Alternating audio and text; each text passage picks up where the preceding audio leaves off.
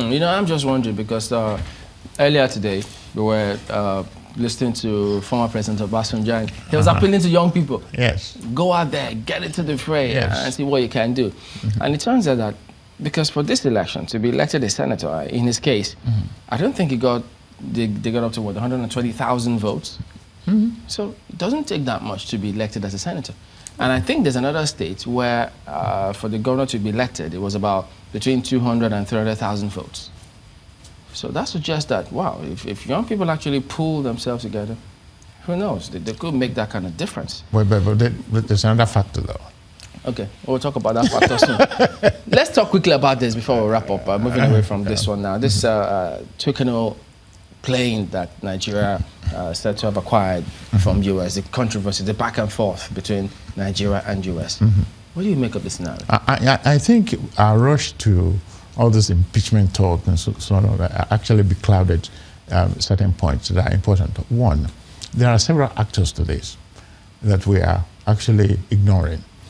You had the president who ordered the payment for the Toscano helicopters.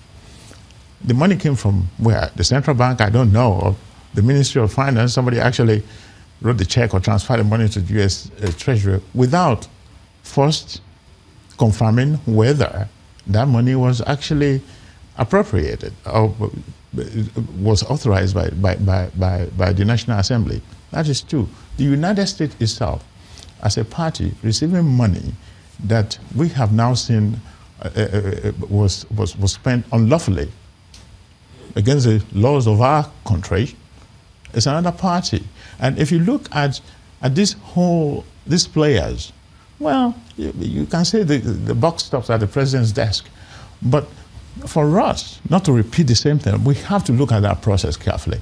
When somebody comes with a letter of offer and acceptance from the United States or from another country, what process does that letter of offer and acceptance will go through?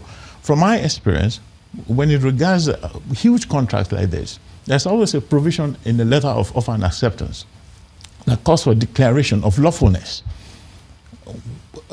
Was that included in this one? Did our Attorney General look at it and say, well, it's a lawful thing to do? They will even vet the price that we're paying for this. And instead of impeachment, what I think should be done, impeachment is a very difficult process. Tell us what you think should be done when we'll come back in a moment. Okay. Don't go away.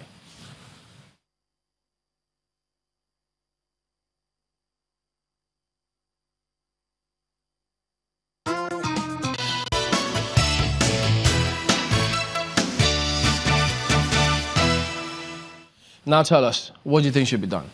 I think instead of impeachment, because that will throw us into some constitutional crisis we don't need 1 year to elections, I think number 10 should be some sort of a reprimand or censure by resolution of the National Assembly to the presidency.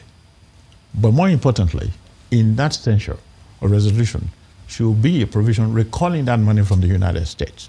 Who will initiate the recall? The president? The National Assembly. No, if they do, it's yes, the president that will transmit it to... Yes, it is part of that censure, part of that reprimand, that money was unlawfully acquired, unlawfully transferred to the United States, and should be recalled. I mean, think about it. These helicopters are not going to build for the next 2 years. Yeah, but why did they then say in their words that the Americans said they should pay in their words now? Because there's some, lobbyists come from the United States to lobby for all kind of stuff in this country and other countries.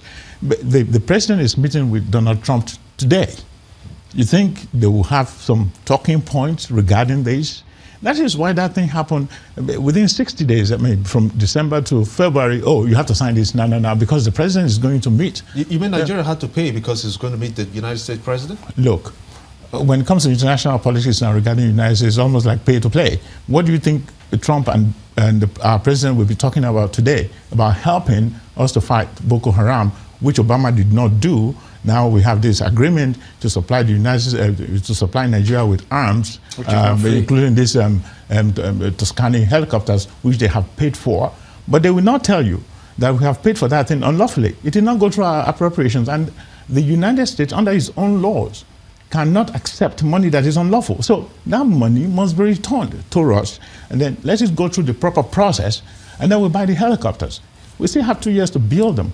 And when you think about this process too, it's not the United States, actually, it's not the United States Department of Defense actually building helicopters.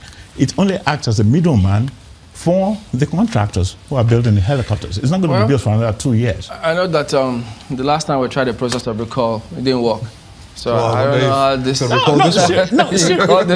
No, I'll tell you seriously, only because the United States will come here and preach to us about corruption and illegal payments and so on and so forth. I get your point, though. The money should be recalled. All right, Sobo is a legal practitioner. Thank you for coming on this morning. Thank you. That's the show today. Thank you for watching. We'll see you tomorrow.